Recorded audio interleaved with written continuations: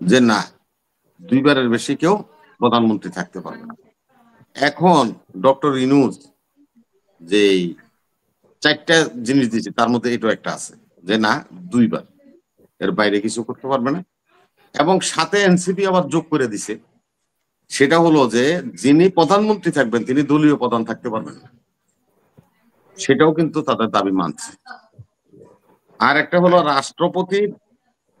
রাষ্ট্রপতির কাছে check and balance করার জন্য প্রধানমন্ত্রী তারা 8টা বিষয়ে প্রেসিডেন্টকে পাওয়ার দিতে চায়। বিএনপি এখানে বলছে যে বাংলাদেশ ব্যাংক এবং এনার্জি রেগুলেটরি এইটা প্রধানমন্ত্রীর দপ্তরে থাকতে হবে, এইটা রাষ্ট্রপতিকে দেওয়া যাবে না। কিন্তু বর্তমান যে গণভোট হবে, গণভোটে এই বিবি এবং এনার্জি রেগুলেটরি রাষ্ট্রপতির কাছে থাকবে, উনি নিয়োগ দিবে, এটার উপরে হানা ভোট হবে। তাইলে আপনি বললেন যে বিএনপির লোক আতাত করে করছে, তো এই জিনিসই তো 3টা 48টার মধ্যে তিনোটাই বিরোধিতা করছে। ভাই আমি বলি যে বিএনপি জামাত এনসিপি ওদের মূল দাবি ছিল আগে গণভোট করা তারপরে করা। এটা তো আবার গণভোট আপনি গেছেন সংলাপ, আমি বলছি সংলাপের কথা, গণভোট তো হলো ভিন্ন জিনিস। না এটা তো আমি বলছি না আতাত, আপনি যে না ইউনূস সাহেব আর তারেক সাহেব যদি আতাত করে তাহলে আপনাকে এই দাবি মানবো কি লেগা, কি জন্য মানবো? আপনারা কেডা? যদি আতাতি হয় তাহলে তুমি 100% নিব।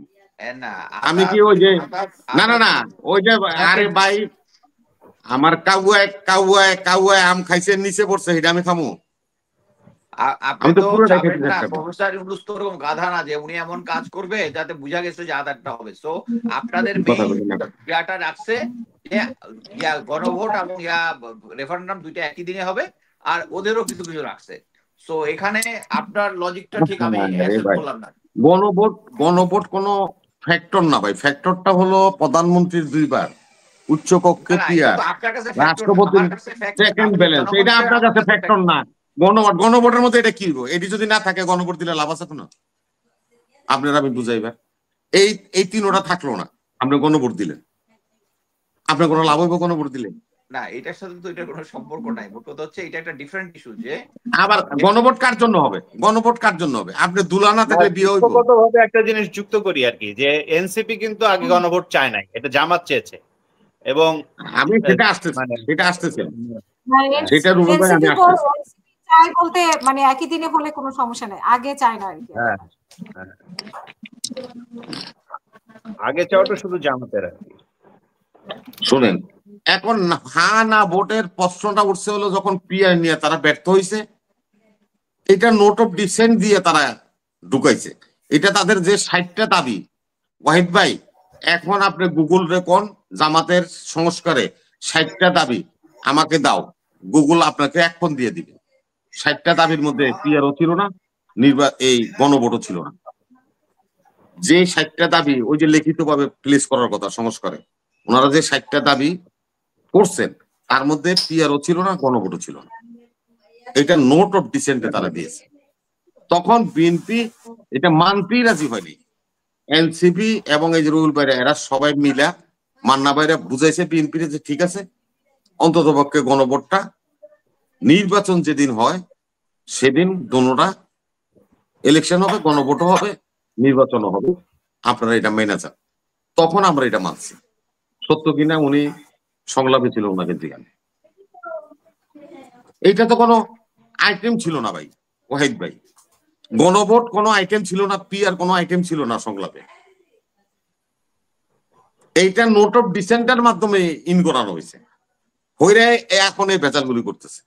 না রবি ভাই, নোট অফ ডিসেন্ট দেওয়ার ফলে তো আপনাদের একটা অনাগ্রহ অ্যাকচুয়ালি জাতির কাছে প্রকাশ পেয়েছে। আমার কাছে মনে হচ্ছে যে বিএনপি এটাকে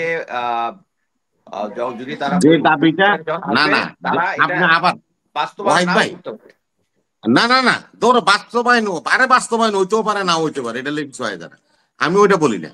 আমি বলি যে আপনি একটা জ্ঞানী লোক, সাবেক সেনা কর্মকর্তা, আপনি এখন গুগল রেখুন, গুগল আপনার সামনে সংস্কারের যেই চিঠি এই যে রুল ভাই আছে তাদেরকে দিছে, সংস্কার ওনাদের কিছু পয়েন্ট দিছে না, হ্যাঁ বলেন না বলেন পয়েন্ট দিছে না, দেখেন এটার মধ্যে গণভোট আছে কিনা, এটার মধ্যে হ্যাঁ এটার মধ্যে পিআর আছে কিনা, যদি থাকে আপনার কাছে আমি সারেন্ডার করলাম।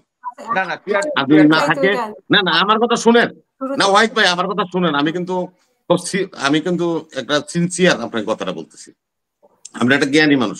যদি না থাকে নেক্সট কোন টক শোতে আপনি এই বিষয়ে কথা বলবেন না, আপনি সার্চ করে নিয়ে যেটা সত্য ওইটা বলবেন, আমি আপনাকে স্যালুট করি। চারটা পয়েন্টের মধ্যে কি পিআর সিস্টেমটা নাই? না চারটা না, আবার আপনি গেলেন, আপনি গুলোয় ফেলাইতেছেন সব। আমি বলছি যে না না না, আপনি আবার বুঝেন, এই যে এখানে ভাই কথা কইেন না, কথা কইেন না, কথা কইেন না ভাই। রুবেল ভাই তো সংস্কারের লোক, ওনার কাছে তো একটা কফি সংস্কার কমিশন দিছে, এই সংস্কার কমিশনের কফির মধ্যে পিআর এবং এই হানা ভোট ছিল কিনা দিকেন, উনি তো সংস্কারের মানে ঢুকি পিআর জিনিসটা আসলে দুইটা ধরনের পিআর, একটা হচ্ছে নিম্ন কক্ষ পিআর আর একটা হচ্ছে উচ্চ কক্ষ পিআর। নিম্ন কক্ষ পিআর কখনোই আসলে আলোচিতই হয় নাই, মানে এটা কোনো আসলে সংস্কার প্রস্তাবের ভেতরেও ছিল না, এটা আসলে আউট অফ নাথিং এরা জামায়াত ইসলামী এবং মানে ইসলামী আন্দোলন এটা আসলে নিয়ে আন্দোলন শুরু করে, এটা ছিল না।